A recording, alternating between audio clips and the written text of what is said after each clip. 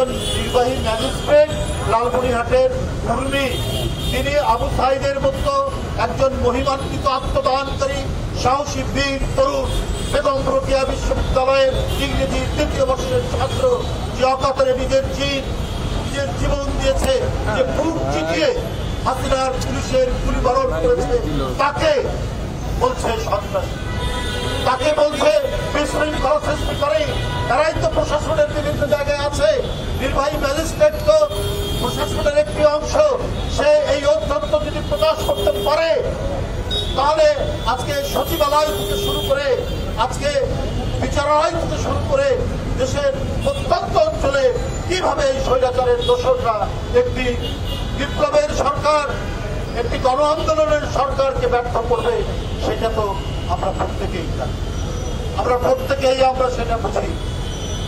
আমি যারা নতুন প্রমোশন হচ্ছে প্রশাসনে, যারা দীর্ঘদিন বঞ্চিত ছিলেন এবং যাদের পলায়ন হচ্ছে, তাদের উদ্দেশ্যে বলতে চাই, আওয়ামী প্রশাসন লুট করেছে জনগণের টাকা, অনেকেই কোটি কোটি টাকার মালিক হয়েছে। আপনারা বঞ্চিত ছিলেন, আপনাদেরকে চিহ্নিত করা হয়েছে বিরোধী দলের লোক।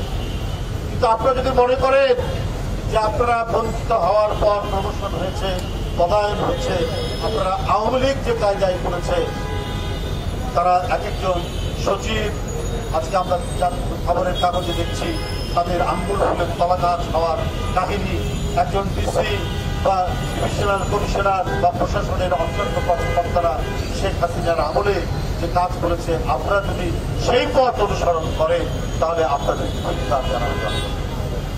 আপনারা যেমন বঞ্চিত ছিলেন, আপনাদেরকে সততার আলো নিয়ে, হৃদয়ের মধ্যে সততার আলো নিয়ে জনগণের সেবা করতে হবে।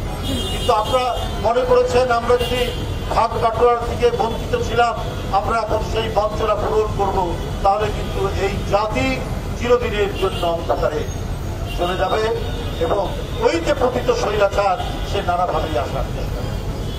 অনেক ভুল এবং ব্যর্থতা কিন্তু হয়। শেখ হাসিনা যে মাফিয়া অর্থনীতি তৈরি করেছিল, যার মধ্যে দিয়ে আপনার মাফিয়া ব্যবসায়ীরা একের পর এক ব্যাংক তারা কংগ্লোমারেট করেছে, একত্রীকরণ করেছে, করে এক ভয়ঙ্কর মাফিয়া অর্থনীতির মধ্যে দেশকে ঠেলে ফেলে দিয়েছে, তারও তো আমরা পরিণতি দেখছি। একের পর এক ৮-৯টি ব্যাংক আত্মসাৎ করেছে এবং এখানে যে জনগণের টাকা, সেই জনগণের টাকা সে আত্মসাৎ করে তার বিভিন্ন কাজে সে লাগিয়েছে, বিদেশে বাজার করেছে। একটি সোশ্যাল ইসলামী ব্যাংক থেকে প্রায় ৭০ বিলিয়ন টাকা লুটপাট করেছে। এটা তো আজকে অনুসন্ধানে বেরিয়ে আসছে। সুতরাং এই সমস্ত বড় বড় যে সমস্ত রুই কাপ্তা যারা জনগণের সঞ্চিত টাকা, জনগণের বঞ্চিত টাকা আত্মসাৎ করে মাফিয়া অর্থনীতি তৈরি করেছে এবং শেখ হাসিনাকে তার যে নীতি লুণ্ঠনের যে নীতি, লুটপাটের যে নীতি, হরিলুটের যে নীতি, সেটাকে যারা বাস্তবায়ন করেছে, তারা কিন্তু বসে নেই। তাদের লক্ষ লক্ষ কোটি টাকা বিদেশে যারা পাঠায়, সেই টাকা দিয়ে তারা নানাভাবে নানা কায়দায় দেশের মধ্যে অস্থিতিশীলতা তৈরি করে। আপনারা জানেন সজীব ওয়াজেদ জয় সিঙ্গাপুরে একটি লবিস্ট ফার্ম ভাড়া করেছে তাদের পক্ষে ওখানে করা। এগুলো কিন্তু খুব সাধারণ কথা নয়, এগুলো অত্যন্ত ইঙ্গিতবাহী। তা আমি আপনাদের সামনে বলতে চাই যে কথিত স্বৈরাচারের পুনরুত্থান যেন না হয়, আর যেন কোনো মায়ের সন্তানের মায়ের মুখ খালি না হয় সন্তানকে হত্যা করা। আমি শেখ হাসিনার প্রত্যাবর্তন, শেখ হাসিনার পুনরুত্থান মানে আমরা এই দেশ হবে এক ভয়ঙ্কর বদ্ধভূমি। এই ভয়ঙ্কর বদ্ধভূমির যাতে তৈরি না হয়, তাই অন্তর্বর্তীকালীন সরকারকে অবিলম্বে প্রয়োজনীয় সংস্কার সম্পন্ন করে আমরা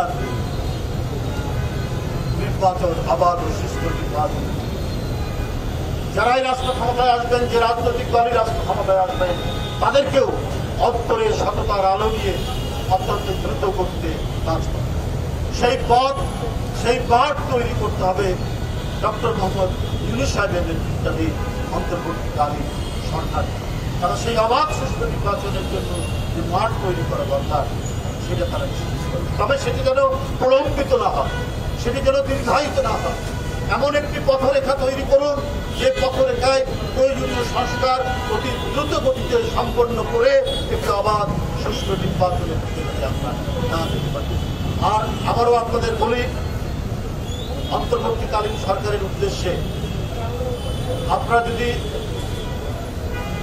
মহানুভবতা মানবতা আপনারা অবশ্যই রাখবেন, কিন্তু যারা নিজেরা মানবতা দেখায়নি, যারা মহানুভবতা দেখায়নি, যারা শেখ হাসিনাকে উদ্বুদ্ধ করেছে আন্দোলনকামী ছাত্র জনতাকে গুলি করতে, সেই স্বৈরাচারের কীট পতঙ্গ প্রশাসনে থাকে আপনাকে প্রতি পদে পদে তারা বলে না।